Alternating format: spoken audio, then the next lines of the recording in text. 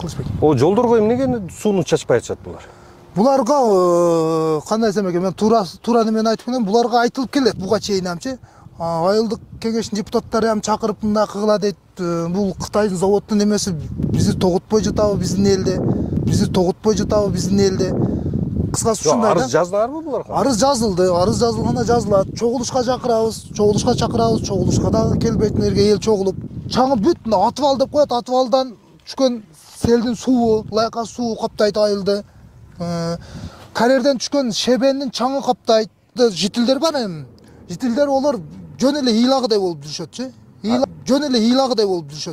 Ыйлагыдай болуп неме болушат. Чакырат же бирдекени решать этишпейт. Биздин көйгөйүбүз мына Кытайдан келген какой-то бир Кытай, мына завод иштетип атат. Пайдасынан зыяны көп болуп атат. Өтө. Мына биринчиден мына көчөдө мына лентага жакын жерде биз жашайбыз мына. Мына лентанын шумуну өзүңөр угуп турасыңар, жакшы. Шум көрүп атасыңарбы? Мына жакшы угулбайт. Шум. Биринчиден. Анан чаң маселеси, мына чаңытып айылдын ичи полный чаң. Ошо цементный заводдун директору менен жолуктуңарбы, ушу китайцы менен? Ал жерде бир Азамат деген жигит иштейт экен, ошо менен жолуктук. Ал чечебиз деп карап аткан ишти. Бир кайсы убактан кийин ал бала да иштен кетиптир. Андан кийин кайра турган ал жерде биздин тааныштар жок, эч ким жок. Биздин дошубуз уга турган, үнүбүз уга турган. Элеп алган мына Кыргызстандын жерин какой-то бир кытайцы келип элеп алган болсо, биякта кыжырым келет. Баары эле билет бизнесмендер канча акча тапкандыгын, канча эмне кылган. Может бир чоңдордун бир крышасы барбы, бирдемкеси барбы, ошол жака кеткендир. Бул элди караган эч ким жок. Эгерде ушул бойдон кете бере турган болсо, биз элдер чыгабыз, бул токтотобуз. Элдин уже чыдамдуулугу кетип атат. Эми жанагы бул жер эл даярданып атат.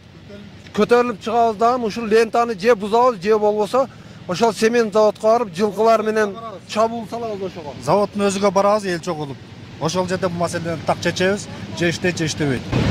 Эми туугандар бул жерде уже жылкыларды даярдап заводко жөнөйбүз деп балдарга келип калды. Бизде мына айылда медицинский жагынан айтканда бронхит көбөйдү. Бронхит оорусу.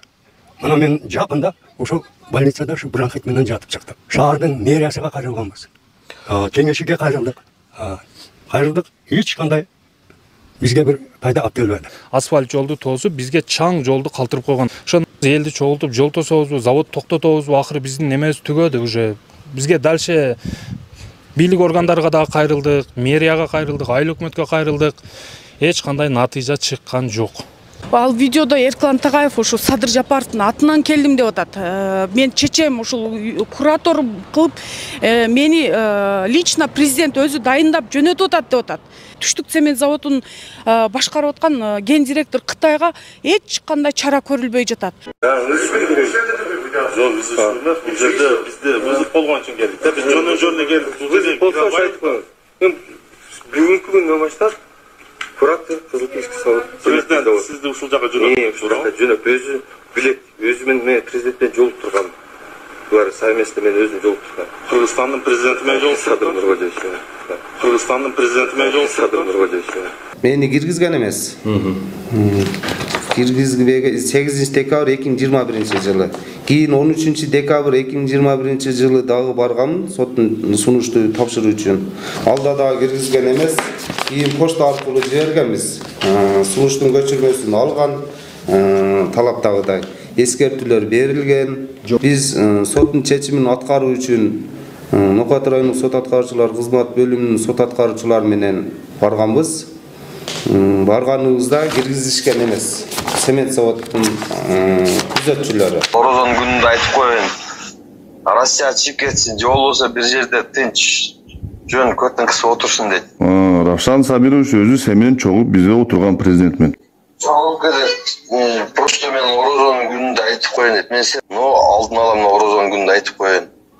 Же Россия чыгып кетсин, же бир жерге кирип тынч отурсун деп чакырылат. Короче, айтып коеюн. Ал жагын эми өзүң чечесиң. Ошондой деп